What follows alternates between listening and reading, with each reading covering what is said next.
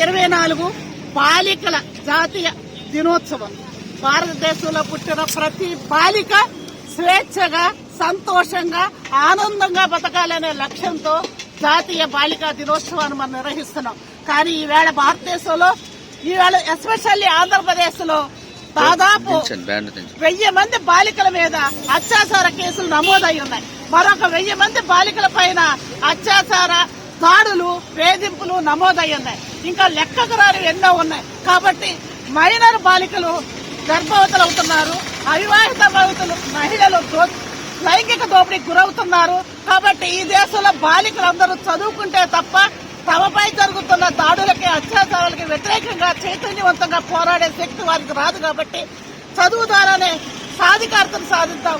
చదువు ద్వారా మాత్రమే ఈ దేశాభివృద్ధి సాధ్యపడుతుంది. కాబట్టి ఏ ఒక్క ఆడపిల్ల చదువుకోవటానికి దూరంగా ఉండటానికి వీల్లేదు.